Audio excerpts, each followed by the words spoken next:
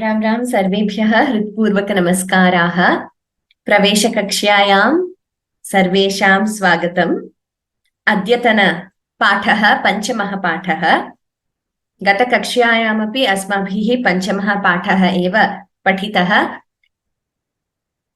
अद्यतनकक्ष्यायामपि पञ्चमं पाठं पठिष्यामः।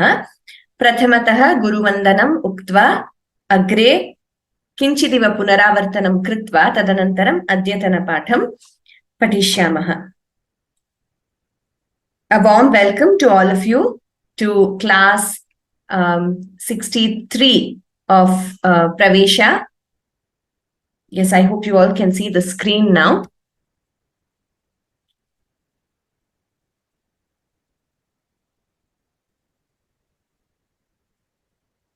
So we had commenced chapter 5, I think 2 classes ago. Today we are going to complete chapter 5. A quick recap of whatever we have learned in the previous classes, and then we will move to the new lesson for today. As usual, let's begin with Guru Vandanam and Mangal Shlokaha. So, request all of you to please sit up straight, take a deep breath, and let us chant these verses. Gururev gatir gurumev bhaje Gurunaiva sahasmi namo gurave Na gurof paramam shishurasmi guroho Matirasti gurau mama pahi guro Bravimi samskritam vacha Dhyayami samskritam hrida Kurve sevanchakayena Vande samskritamataram Yonaras samskrita vyomnihyalayam Pramate muda Samskritin chaiva samskaram Vindate natra samshayah.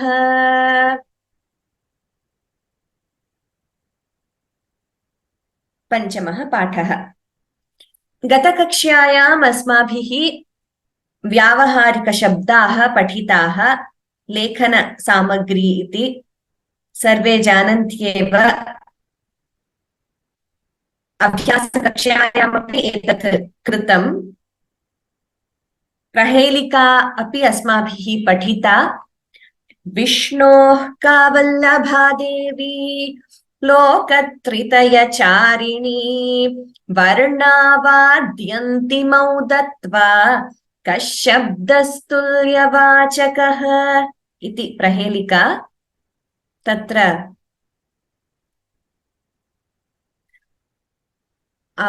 कथम् अस्याः प्रहेलिकायाः अर्थः कः इत्युक्ते विष्णोः वल्लभा देवी का या लोकत्रितयचारिणी। विष्णोः पत्नी वल्लभा देवी का लक्ष्मीः लोकत्रितयचारिणी अस्ति सा। वर्णौ आदि अन्तिमौ दत्त्वा कः शब्दः तुल्यवाचकः इति। आङ्ग्लभाषायामपि अस्माभिः प्रहेलिकायाः अर्थः पठितः गतकक्ष्यायां। तत्र विष्णोः वल्लभा देवी लक्ष्मीः मा विष्णुप्रिया पद्मजा समानार्थकपदानि एतानि। मा इत्युक्ते लक्ष्मीः, अत एव माधवः इति वदामः। विष्णोः अपरं नाम माधवः इति। मा इति लक्ष्म्याः नाम। तत्र स मा नम् इति स्वीकुर्मः चेत् वर्णौ आदि अन्तिमौ दत्त्वा, आदि अन्तिमौ वर्णौ दत्त्वा, आदि in the beginning, sa, in the end nam. When you combine sa and nam with the word ma, then we get the word samanam. Eshah shabdah tulyavachakah. Tulyah ityukte equal. Samanam iti padam agacchati tatra. तत्र भाषायामपि अस्ति, सर्वे जानन्ति एव। अग्रे गच्छामः। सङ्ग्राह्यविषयाः श्लोकद्वयम् अस्माभिः पठितं गतकक्ष्यायां। देव्याः सरस्वत्याः श्लोकद्वयम्।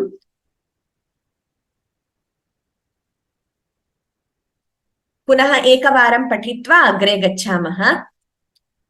सरस्वती नमस्तुभ्यं वरदे कामरूपिणी विद्यारम्भं करिष्यामि सिद्धिर्भवतु मे सदा।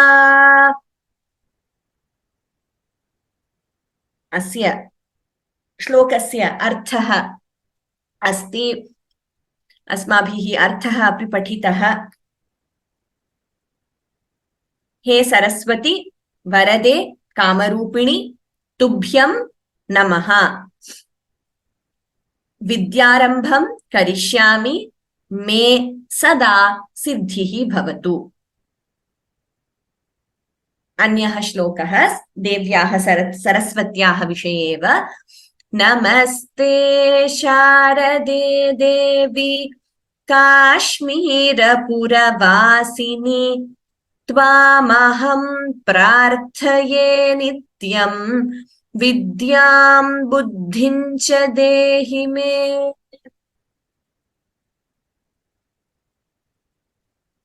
हे शारदे देवी काश्मीरपुरवासिनी, या काश्मीरक्षेत्रे वसति सा काश्मीरपुरवासिनी।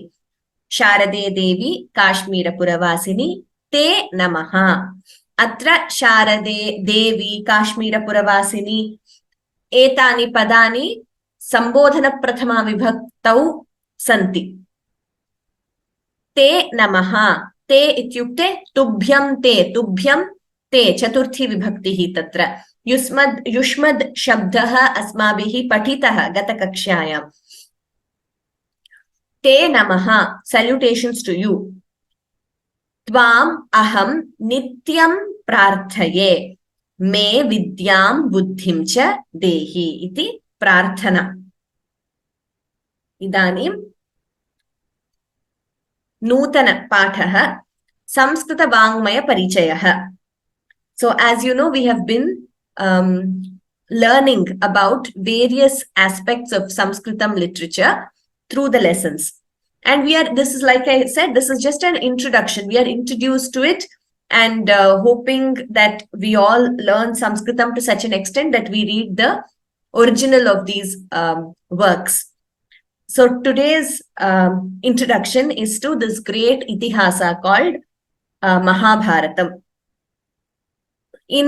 I think I mentioned this when we did the Ramayanam also. Epic has a very specific connotation in English, and we very loosely say Ramayanam and Mahabharatam are the epics which Bharatam has contributed to the world, while there are Iliad and Odyssey from the Greeks. But like I already told you, epic is not a very accurate translation of the genre of Ramayanam and Mahabharatam. They belong to what is called itihasa, part of literature. There are certain specific characteristics of itihasa, one of them being anything which is composed by an author or a poet based on events which have taken place. That is called as itihasa. So there are certain characteristics for each of these, itihasa, Purana, etc. So Mahabharatam and Ramayanam belong to itihasa, though very loosely they are called, epics in English. But we should know that some words are non-translatables, and we should also know the limitations of using certain English words to describe some of these aspects. So with that, all of us are aware of this great work called Mahabharatam. As we all know, it was composed by Maharshi Vedavyasa. So why did he get the name Vedavyasa? Because he classified the Vedas. So as we know, Vedas in Sanatana Dharma are apaurusheya, as in they are not composed by any poet, but they are divine revelations to rishis who heard them in that state, in that divine meditative state, and who have given us. For a very long time, Vedas were passed on from one generation to the other only by by the oral tradition, by learning it, memorizing it, and passing on. Now, of course, we have print, writing, and all that. So Vyasa classified these Vedas into four. We all know that Rig Veda, Yajurveda, Samaveda, Atharvana Veda. And he also composed the Puranas. Vyasa holds a very prominent place in our Sanskrit literature, in Sanatana Dharma, in Vedanta. So he composed Puranas, and he also composed the very great work called Mahabharatam. And till today, it is the largest, part of Itihasa. And the world outside like I said, they call it an epic. So even in English, even if you call it an epic, though it's not accurate, it is the largest epic. So it has 1 lakh verses, and which is bigger than the Iliad and Odyssey put together. So that is the volume of this work called Mahabharatam. And there is a very famous line called Bharatam Panchamo Vedaha. Like I already told you, Vedavyasa classified the Vedas. And this Mahabharatam is called Panchamo Vedaha, the 5th Veda, because all the jnana or the tattva, the essence of the Vedas, you will understand that if you read this entire work also. So that is the greatness of Mahabharatam. That is how great this work is. And we have 18 parvas in the Mahabharata. Parva is nothing but a chapter, like we know in Ramayanam. Srimad Ramayanam has 24,000 verses. And it has 7 kandas. Their chapters are called kandas. In Mahabharata, the chapters are called parvas. There are 18 parvas. And I'm sure you already know this, it gives us the history and the happenings in this dynasty of the Kauravas and the Pandavas. And that is, though the Mahabharata war is the central theme, etc., even before that, there are many aspects which have happened before the birth of Pandavas and Kauravas, their ancestors, etc., which are present in the Mahabharatam. And so many stories, so to say, each one of them which is a great lesson for life.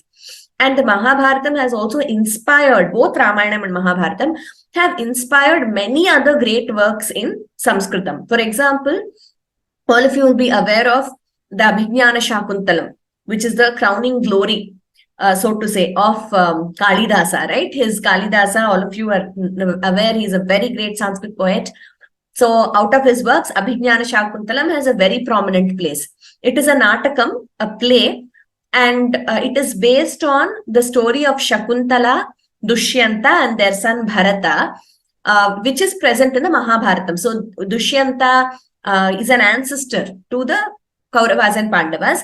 It comes as a small story in the original Mahabharatam. So based on that, inspired from that story, Kalidasa has composed the Abhijnana Shakuntalam, bringing in twist to the story of Durvasa Maharshi. Those who have not read, please read the Abhijnana Shakuntalam and its story also. He brings in Durvasa Maharshi, the curse to Shakuntala, and Dushyanta forgetting about her and then ascending to heaven to find her and all that. So Kalidasa has used his creative genius and imagination, given a very unique twist to the story, and he has composed Abhijnana Shakuntalam. The original Shakuntala story is found in Mahabharatam. And like that, you have many other aspects in stories in Mahabharatam which have inspired other great works in Sanskrit. Also, we have multiple characters, and each one displaying their own unique tendencies and the situations, the way each character behaves in each of the situations. And we have very great personalities like Bhishma. We all know Bhishma means terrific. So he took the vow of celibacy because to enable his father to marry a lady who demanded that her son should become the king and not Bhishma's son. So Bhishma took the vow of celibacy, and he also had this boon that he would die at his own wish, like he could decide the time of his death. Then you have very great personalities like Vidura, who is one of the wisest people you come across in the Mahabharata, who speaks in a very unbiased, non-partisan way to kings and to everyone. And we all, of course, we all know the Pandavas, Yudhishthira, who represents this epitome of dharma, who never gives up dharma at all under any circumstances, and who never gets angry also. Many times his own wife and brothers, they are annoyed with him. How can you be so shanta all the time? How can you be even when you are facing adversity and injustice, you are so calm, and you are so he displays these superhuman qualities, so to say, of being extremely calm and composed, and not becoming perturbed, or always adhering to dharma. Then we have Arjuna, who was blessed with the Bhagavad Gita by Krishna. We will come to that. Then Bhima, Nakula, and Sahadeva, who are the Pandavas. Each of them had their own traits. And Draupadi, or Panchali, who was the wife of all the 5 Pandavas. So in this way, we have many, many great personalities in the Mahabharatam. And we also have people displaying different kinds of tendencies. For example, Karna, he was very loyal to Duryodhana because Duryodhana sheltered him. And he was very generous. That's why he's called Danavira Shura Karna. He was very generous, but he also had displayed, maybe because of his, say, absolute faith or absolute loyalty to Duryodhana, there were many times when there were very undesirable traits displayed by Karna also. So in this way, each person, Vyasa has brought out the characteristics of each person in such a beautiful way, and the way they respond or react in each situation. Then we have of course, Bhagavan Krishna being there, the Sutradhara in the Mahabharata, and also he was the Sarathi of Arjuna in the Kurukshetra war. So this is something which is a very, very huge topic, 1 lakh verses. So we will not be able to cover in class. This is just an introduction. It is given in English in your textbook, so you can please read that, whatever brief passage they have given you, English or whichever language your book you have chosen, the translation which you have chosen for Pravesha textbook. So then there is a very famous sentence which you see on screen. Yadi hasti tadanyatra yannehasti na tat kvachit. You should memorize this. Yadi hasti tadanyatra yannehasti na tat kvachit. There's a very nice line, and one of the favorite lines of my guru also. So when we were in school, she had given us this as the essay topic to write about this. So that is when I learned back then what this means. So this means yat iha asti tat anyatra. Yat na iha asti na tat kvachit. Yat iha asti tadanyatra. So this is a line with reference to the Mahabharatam. What is here is there anywhere else? So what exists in the Mahabharatam is there anywhere else? Yat na iha asti. That which is not in the Mahabharatam is not found anywhere else. Yadi hasti tadanyatra yanne hasti natat kvachit. Why is this so? Because, like I was telling you, there are so many different personalities and different situations and which happen in the Mahabharatam, that almost the entire gamut of human emotions and including evil, good, and this battle between good and evil, everything is seen in the Mahabharatam. Therefore, and it's so voluminous, so it covers all aspects of human nature, tendencies, etc. Therefore, it says what exists here exists.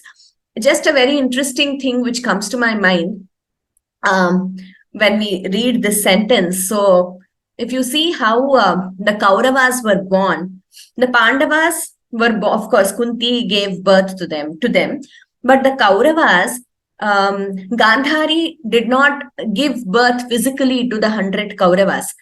So they were born in pots. So she made 100 pots, and in 100 different pots they were born. So that is how Vyasa says these Kauravas were born. So when we think, a lot of things exist in the Mahabharata where you can, compare to modern times and technology and see how it is today. So even in terms of birth, alternate forms of birth, not just a human giving birth. So that is also explored in the Mahabharatam. So various aspects in this way.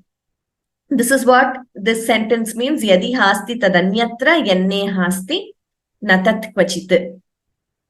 Okay. So we saw this, and we also saw Mahabharatam represents the entirety of the world and is inclusive of all its varied nuances, which is why we have this particular sentence. Yadi hasti tadanyatra yanne hasti natat kvachit. And in your textbook, they have given you a few names of Duryodhana, Shakuni, Bakasura, Dhritarashtra, Karna, Ekalavya, and Dharmaraja as representing various qualities, but these are just very few. There are many, many others. So Ekalavya, we all know his extreme Guru Bhakti, devotion to Dronacharya. He just had a pratima of Dronacharya, and surrendering to that pratima or murti of Dronacharya, the idol, he started practicing archery and he became such a master. And when Dronacharya asked him for his thumb, he very readily gave it. So that is the Guru Bhakti of Ekalavya. This is what I was saying, multiple stories, and you have a lot of many important works, small works. For example, the Vishnu Sahasranama, which is so famous, that is the Vishnu Sahasranama Stotram, the 1,000 names of Vishnu. This is originally found in the Mahabharatam, where Bhishma, when he's lying on the bed of arrows, as you all know, he could decide the time of his death. So he was waiting for the Uttarayanam to come, that is after Shankranti. So at that time, he chants this Vishnu Sahasranama in praise of Vishnu. And that is this is one other very important work. And of course, we are all aware of Srimad Bhagavad Gita. This can be called the entire crux. They say, Sarvopanishado Gavo Dogdha Gopalanandanaha Partho Vatsaha Sudhir Bhokta Dugdham Gita Amritam Mahat. So the essence of the entire Vedanta, or the Vedanta itself is considered to be the essence of all the Vedas. And the essence of all the Vedas, Vedanta and Upanishads was given to us by Krishna in the battlefield to Arjuna. And this is found in Mahabharatam. So in the Bhishma Parva, I told you there are 18 Parvas. In the Bhishma Parva of Mahabharatam, when the battle is going to start, Arjuna asks Krishna, who is his Sarathi or charioteer, to place the chariot in between the Pandava army and Kaurava army. He sees his Matulaha, Shvashuraha, Guravaha, everyone, and his friends, his great-grandsons, etc., sons, grandsons, and he's extremely filled with remorse and sorrow. And he says, I will not fight. So at that time, Krishna reminds him of his duty as a Kshatriya, and he tells him the eternal wisdom in the form of Bhagavad Gita, which is around 700 shlokas found in Bhishma Parva of Mahabharatam. And this is happening, this Krishna is telling him in the battlefield. So not like, say, for example, when you, the stories of Upanishads, etc., can be where a guru is sitting and a Shishya goes and in a Gurukulam under the tree, etc., they are learning. But here Krishna gave him the gospel of the Gita in the battlefield. That shows the significance of the Gita in our lives, because it is when you are in this life facing life, both sorrows and turbulent times alike. We face both in life. So Krishna gave Gita to Arjuna, which is the message to all of us, on how to live happily, and and it's a very practical guide, also a spiritual guide, of course, but a very practical guide to life. And so that in this way, Mahabharatam has given us so many works: Vishnu Sahasranama, Bhagavad Gita, Vidura Niti again, and also in Shanti Parva of Mahabharatam, after the war, Bhishma advises Yudhishthira, who is the victorious king, on how he should rule the kingdom. And those verses which form a part of Shanti Parva, to this day, they are so relevant on what is good governance? How should a government be? How should a government function? How should a state function? The science of polity, what we say, is given to us in the Mahabharatam, which is why today, apart from studying, Locke, Rousseau, etc., the political thinkers, and Aristotle, Socrates, and others, we should also know what is there in our literature about the political science. It's so much about science of polity and the level of governance, good governance, which is prescribed in texts like Mahabharatam, etc., which we all should be introduced to. The science of polity is also given, like I said, in Shanti Parva of Mahabharata. So in this way, and of course, Mahabharatam tells us the victory of dharma over adharma. The Pandavas Sena was only 7 akshauhinis. There is a measure on what an akshauhini is. How much infantry, how much cavalry, how many foot soldiers, etc. Pandavas was much smaller, was just 7. Kaurava Sena was 11 akshauhini. And all the great warriors, if you see, just in terms of, their experience and greatness, even the own gurus of Pandavas fought on the side of Kauravas, because the ruling king was, they were under the ruling king and they had to follow the king. Despite this, the Pandavas won the Kurukshetra war. So it also teaches us the victory of dharma over adharma, and the central Sutradhara being Krishna, who was on the side of Pandavas, but who never used a weapon. So he never used any weapon in the battlefield. In fact, there is a very interesting instance where Bhishma is a great devotee of Krishna, of Vishnu, and of course, Krishna also knows that. And they are on either side. Bhishma is fighting on the side of Kauravas, and Krishna is not fighting. He is just a Sarathi. He is a charioteer for Arjuna. So Krishna makes a vow saying, I will not use any weapon in the Kurukshetra war.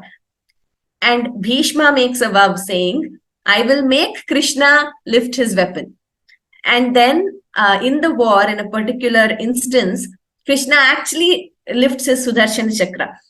And then Bhishma, look at his greatness. He says, Krishna, I know why you have done this, because you want to protect the vow of your devotee more than your own vow. And that is why you have done this. So Bhishma is overwhelmed with more devotion to Krishna. And he says, Krishna, it's not because you can't protect your word, but you want to protect your devotee's word. And I am your devotee. And I had said, I will make you raise a weapon. And so to protect your devotee's word, you have done this. So beautiful instances like this, which we all should read the original, like I keep telling. Only then we will be able to understand all these, nuances and these instances. And we know this 1 lakh verses. Also, like we all are aware, there is a story associated with how Vyasa composed this Mahabharatam.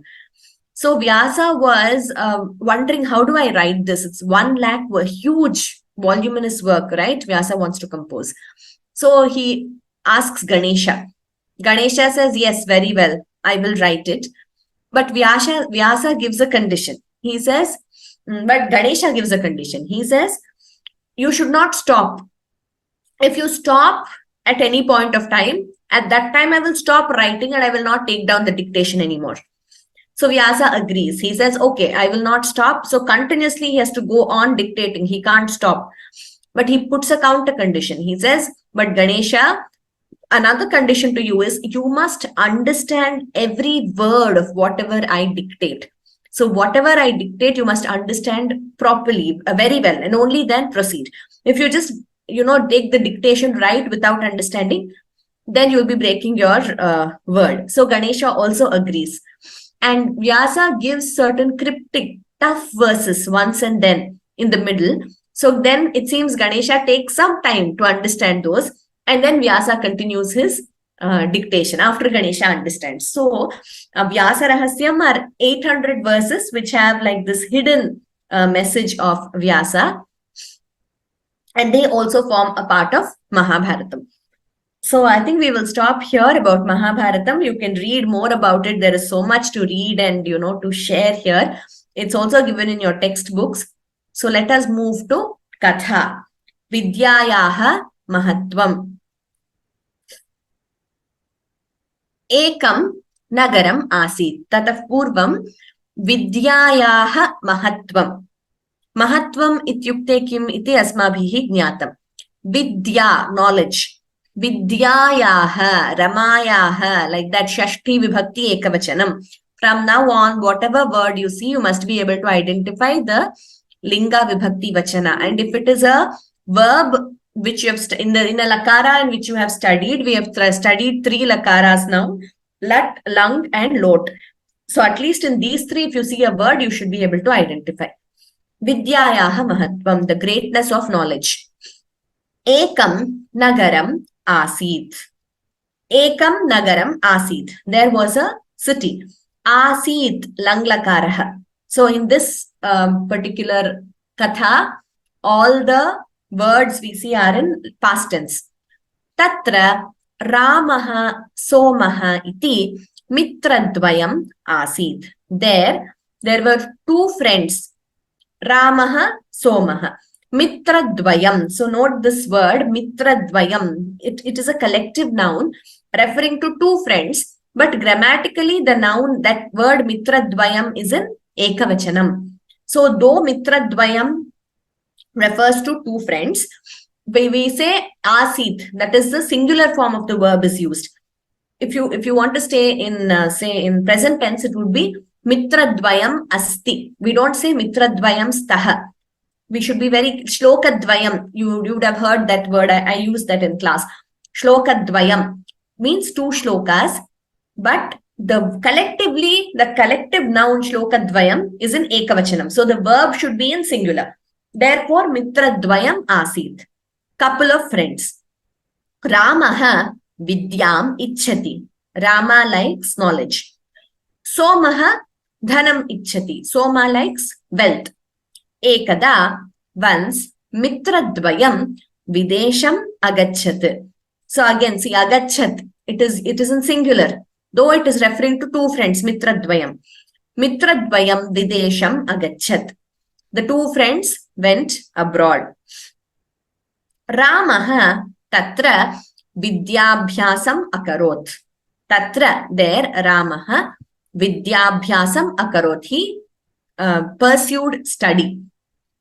Somaha Dhanasampadam Akarot. Soma, he gained wealth. So he earned wealth and Rama earned knowledge. The both of them went abroad. Anekani varshani agachan. Many years passed. Mitradvayam api swanagaram agachat. Agachat went. Agachat came. Note the difference.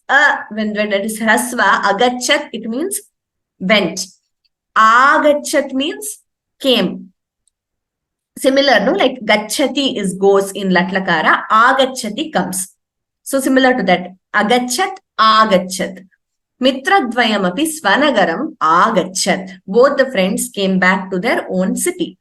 Marge choraha agachan. Marge, in the on the way, on the path, choraha agachan, thieves came. Somasya dhanam aharan, they stole or robbed Soma's wealth. Anantaram mitradvayam nagaram agachat. After that, mitradvayam, the 2 friends came back to their city. Nagare maharajaha asit. In the city, there was a king. Saha mitradvayam apashyat. He saw both the friends. Anantaram vidyavantam ramam ahvayat. Then he invited the knowledgeable Rama. Tvam mantristhane tishtha iti avadat. He told Rama, you become a minister. Ramaha mantri abhavat. Rama became a minister. Somaha vidyavihinaha. Soma is He was not educated. He was not knowledgeable. He just earned wealth. Then on the way, the robbers robbed him of his wealth. So he was not educated. He just had earned wealth, which was robbed. Saha Jeevanartham Ramasya Sevakaha Abhavat. So for his livelihood, he became an employee under Rama. Okay. So the story tells us the importance of vidya or knowledge over wealth. There is a very famous Subhashitam which comes to my mind. It says, Na chora haryam, na cha raja haryam, na bhratribhajyam, na cha bharakari, vyaye krite vardhata eva nityam, vidyadhanam sarvadhana pradhanam. A very famous Subhashitam, very apt to this katha. It means nachora haryam. It cannot be robbed by or stolen by thieves. Nacha raja haryam. It cannot be taken away by kings, either in the form of taxes or legislations which take away, there are some legislations also, some ceilings, etc. So vidya is something which cannot be taken away by kings. It cannot be taken away by thieves. Na bhratribhajyam. It cannot be divided among brothers. Nacha bharakari. So while teaching the Subhashitam, our teacher had said, if parents have a lot of knowledge and lot of degrees, or not even degrees, knowledge, we don't see children fighting among themselves, I want this part of knowledge, I want that part of, just thinking of property. How property is divided, and we see a lot of property disputes also, but that doesn't happen with knowledge. So it is not divided among brothers or children. It is not nacha bharakari. It is not a burden. Vyaye krite vardhata eva nityam. The more you spend, the more you earn. So this, I'm sure all of us will experience. Only when you teach, you actually learn so much more. Just when you memorize or when you learn for an exam and write, it is just for the sake of exam. Only when you start teaching, you actually internalize it and learn it so much more. So as you spend, you earn more. Vardhata eva, it always increases only, it never comes down, unlike wealth. Vidyadhanam sarvadhana pradhanam. The wealth of knowledge is the greatest among all kinds of treasures. A very wonderful Subhashitam, which is very apt for this story. Okay. Samskrita vyavaharaha sma tatha anuswaraha. Chhatraha adhyayanam karoti sma. The student was reading, or the student used to read. So whenever the word sma is used, it makes a present tense into past tense. So it is very simple. That is why Sanskritam is also a very simple language. The same sentence you could say Chhatraha adhyayanam akarot also you could say with lang lakara. But you want to use a very simple way of making present tense into past tenses by using this word sma, avyayam, that is indeclinable sma. One rule is always the verb in the sentence should be in present tense when you say sma. You cannot use past tense verb and use sma. That is grammatically incorrect. So, Chhatraha adhyayanam karoti sma. The student used to read, or the student used to pursue study, or the student was pursuing study. So, it gives you a meaning of past continuous tense. Karoti is in lat lakaraha, like I told you. The verb should always be in lat, followed by sma, which makes the sentence into past continuous. We learnt this. More examples. Sarve prarthanam kurvanti sma. All used to pray, or all were praying. Tvam pathan likhasi sma. You used to write the lesson, or you wrote the lesson, or you were writing the lesson. Past continuous tense. You were writing the lesson. Aham sayankale udyame viharami sma.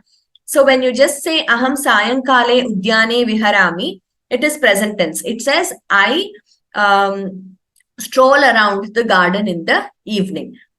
But if you say viharami sma, it gives the meaning I used to stroll around the garden in the evening, or I was strolling around the garden in the evening.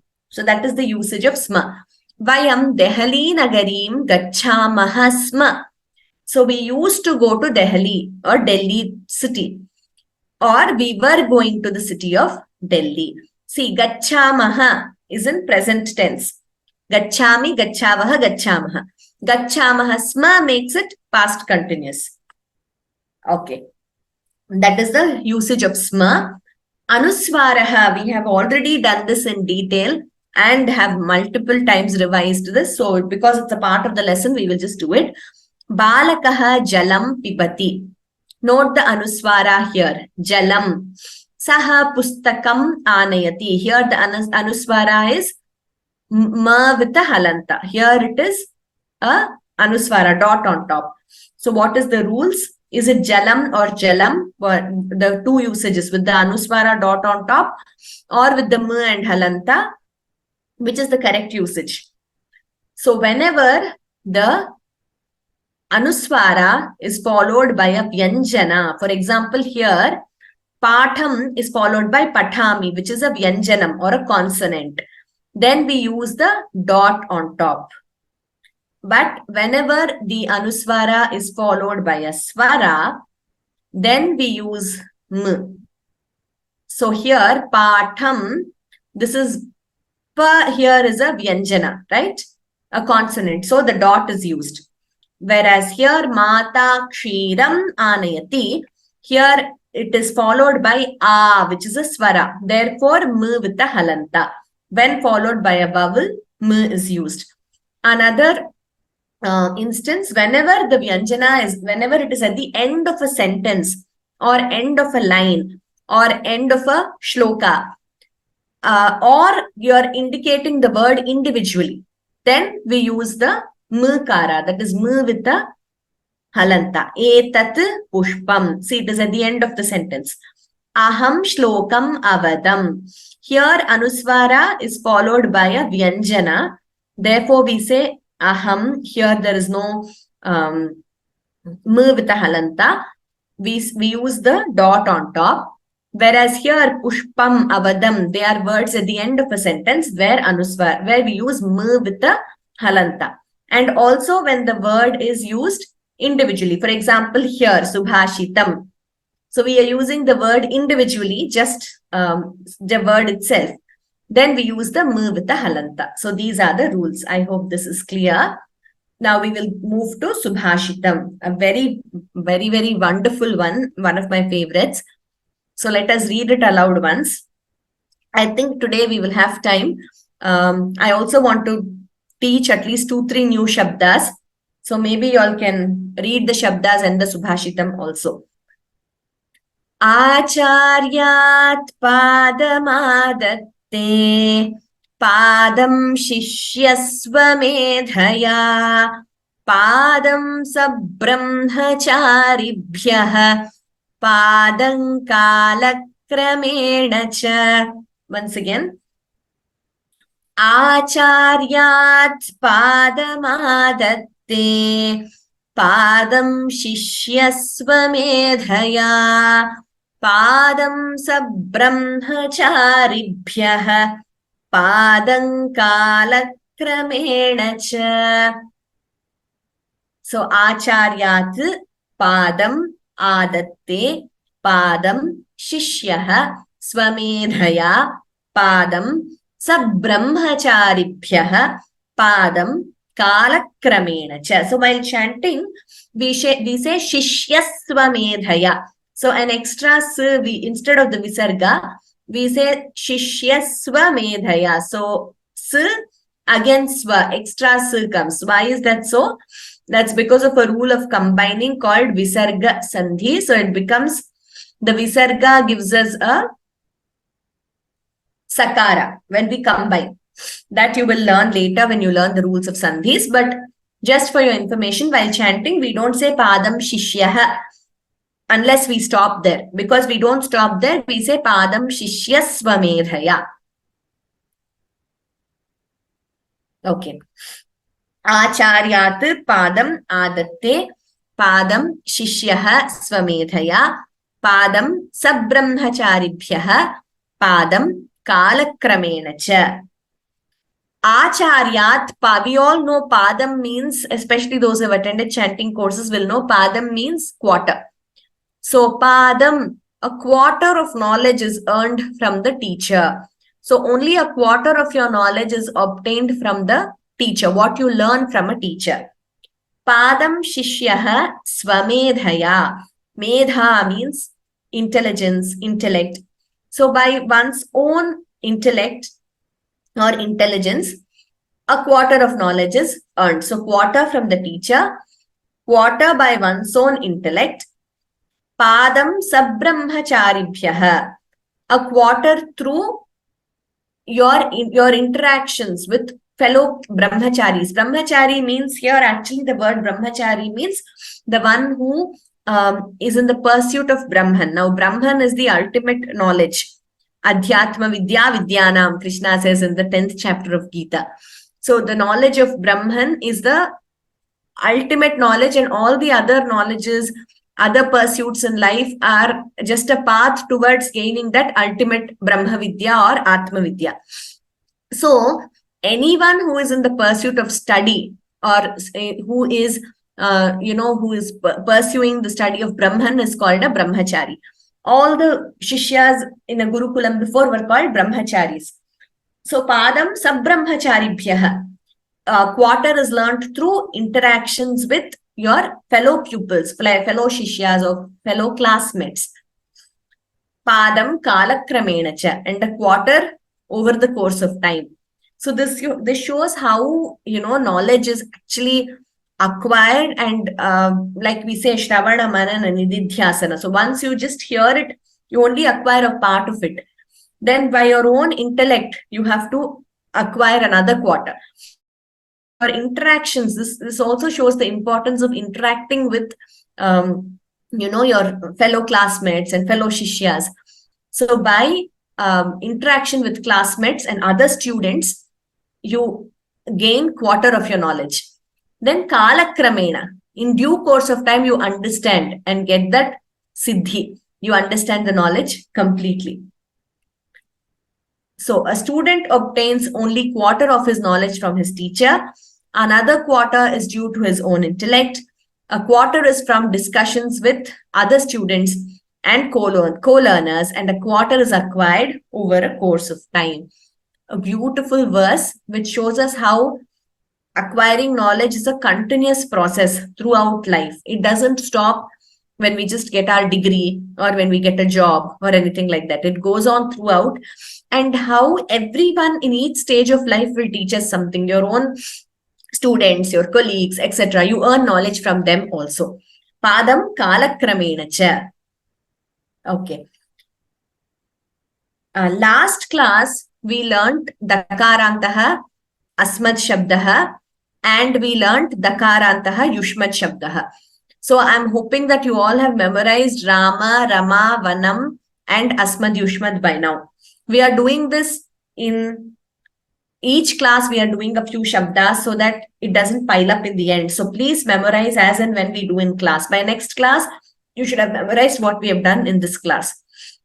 So let us learn Ikarantaha Pullingaha Hari Shabdaha. I will read once, then I'll give you an opportunity to read. Ikarantaha Pullingaha Hari Shabdaha Harihi Hari Harayaha He Hare He Hari He Harayaha Harim Hari Harin Harina Haribhyam Haribhihi Haraye Haribhyam Haribhyaha Harehe Haribhyam Haribhyaha Harehe Haryoho Harinam Harau Haryoho Harishu. Okay, we will see now. Sharada Devi Bhagini, Kripaya Hari Shabdam Vadatu. Ikaranta Pullinga Hari Shabdaha Harihi Hari Harayaha ए हरे ए हरि ए हरयः हरिं हरि हरीन् हरिणः हरिणा हाँ, हरिणा हरिभ्यां हरिभिः हरये हरिभ्यां हरिभ्यः हरिभ्यः हरेः महाप्राण, हरिभ्यः हरेः हरिभ्यां हरिभ्यः हरेः हरयो हरेः हरेः हरयोः हर्योः. हरिणा हरयोः Sorry, हरिणा you are saying harayoho, it is haryoho.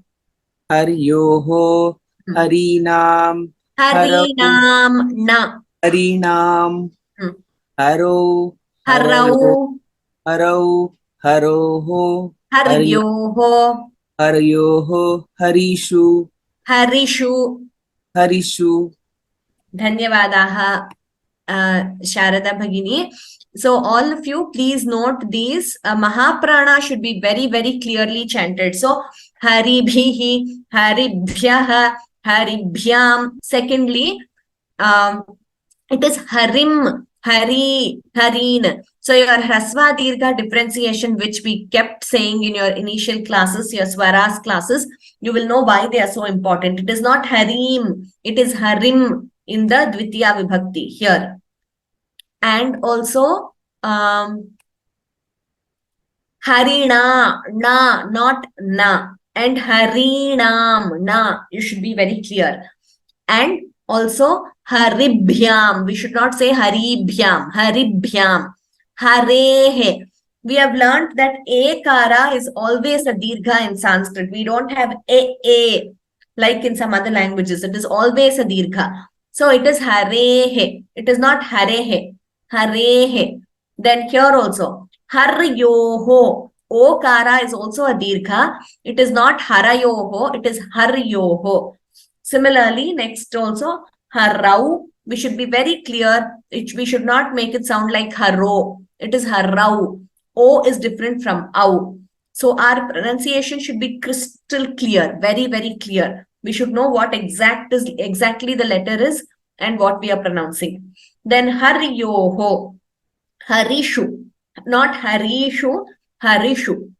And u is hrasva. So please pay special attention to all these things. Now we will move to, let us learn Nadi Shabda. Then maybe we will, if there is time, we will do Mati. So Nadi is Ikaranta Strilinga, Nadi Shabda. Mati is Ikaranta Strilinga. Hari is Ikaranta Pullinga. Ikaranta Strilingaha, Nadi Shabdaha. Nadi, Nadyau, Nadyaha, Nadim, Nadyau, Nadihi, Nadya, Nadibhyam, Nadibhihi, Nadyai, Nadibhyam, Nadibhyaha, Nadyaha, Nadibhyam, Nadibhyaha, Nadyaha, Nadyoho, Nadinam, Nadyam, Nadyoho, Nadishu. Sambodhana is He Nadi, He Nadyau, He Nadyaha. Usually I put, sorry, here there is a mistake. Sambodhana Prathama, I will change this. All of you, please note, there is a mistake on screen. Nadim, we will change this in the PPT. Nadim should be Dvitiya. So I will have to change the entire table here. So I'll just make it here for you.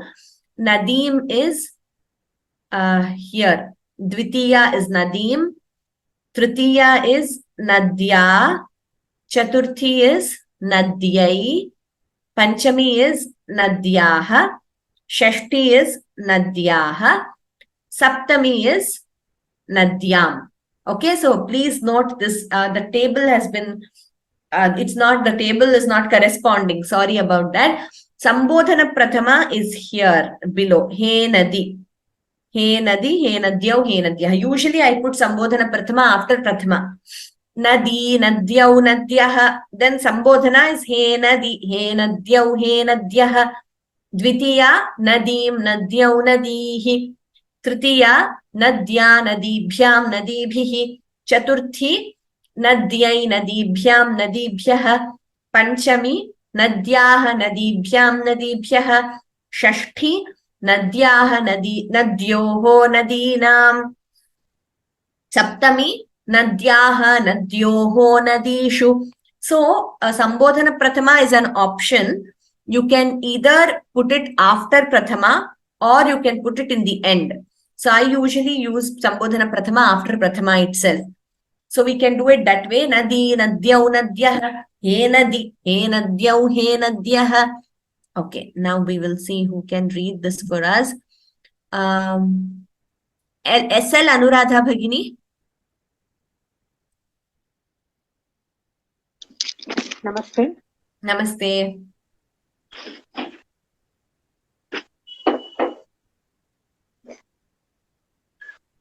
इकारान्तः स्त्रीलिङ्गः नदी शब्दः. ईकारान्तः, not इकारान्तः.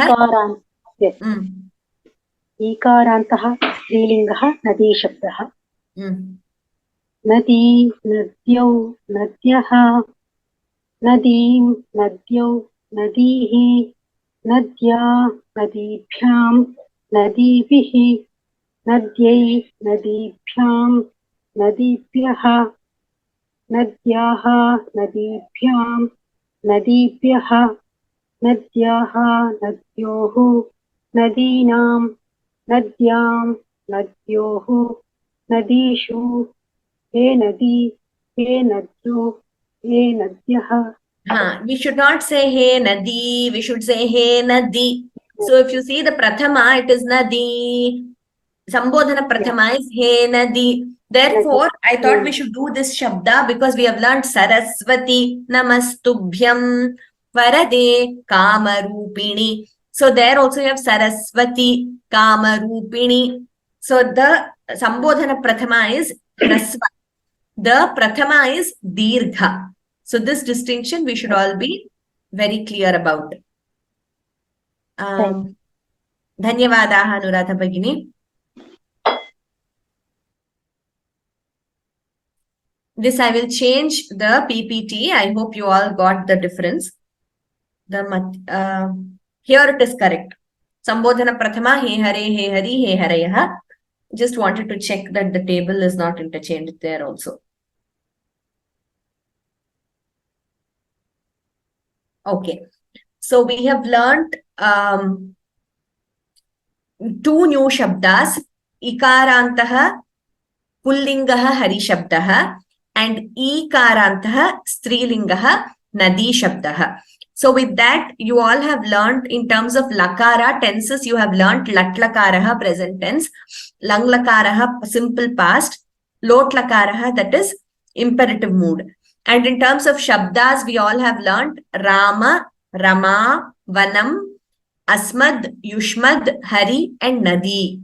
So please memorize these shabdas. Next class, maybe we will learn Mati and Guru. As time permits, we will do. In some classes, we may do more shabdas and some less shabdas. But please keep memorizing the shabdas. I will quickly take the questions. Next, we have completed chapter 5 today. Rajiv ji, I will find out the source of Bharatam Panchamo Vedaha and let you know. Okay, there is a question. What is Valmiki Ramayanam?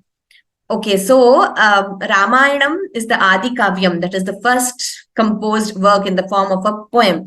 Adi Kavyam, and Valmiki is the Adi Kavi. He is the author of Ramayanam. When I say Srimad Valmiki Ramayanam, it means the Ramayanam authored by Valmiki. There are many other Ramayanams also, like Tulsidas Ramayanam is there, Ramcharitmanas. After Valmiki, inspired by Valmiki, others have composed in other languages also. So Valmiki Ramayanam is the first one, and it is prior to Mahabharatam. So in Itihasas, it has the story of Ikshvaku Vamsha, that is Rama's Vamsha, Rama, Sita, etc. So whoever has asked this question, sorry, your name is not forthcoming. You can listen to our classes. I think in chapter 4, we have dealt with Ramayanam in Vangmaya Parichaya. So you could listen to that. Hema Bhagini, Vidya represents knowledge.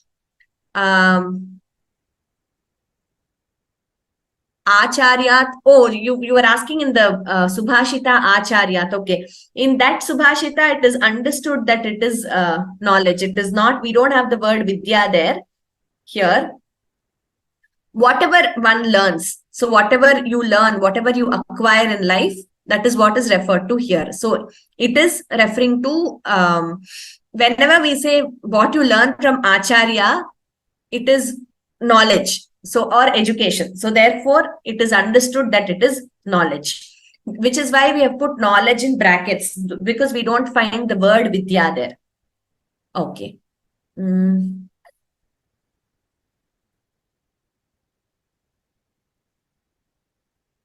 Chaya Bhagini, rules of Dvitvam, Harina. There is no Dvitvam in Harina, Chaya ji. Maybe you are referring to Natvam and not Dvitvam. There is a difference between Natvam and Dvitvam. Please don't get confused between the two. On Natvam rules, we have a separate class, and we have done it in detail over 2-3 classes in the initial introductory lessons. So please go back to that, because we will not be able to repeat the classes all over again. Natvam has been dealt with in the previous videos. You can refer to that. Ishwara ji, thank you very much. He says, Chandogya Upanishad has the line, Bharatam Panchamo Vedaha. Reference 7.1.2. Thank you very much, Ishwara ji. Natvam rules have been, it's a very important concept, Natvam. You can all please refer to the original videos. In the first few classes, we have dealt with Natvam, and Sudha Bhagini has also explained in the Abhyasa class. And it is not Dvitvam. Dvitvam is a very different concept in chanting. Please don't get confused between the two. And we will conclude with Shanti Mantraha. Sarve bhavantu sukhinah, sarve santu niramayaha, sarve bhadrani pashyantu, ma kaschid dukha bhag bhavet. Om Shanti Shanti Shanti. धन्यवादाः सर्वेभ्यः. आगामी रविवासरे पुनर्मिलामः. राम राम राम. शनिवासरे अभ्यासकक्ष्या भविष्यति. राम राम. धन्यवादाः.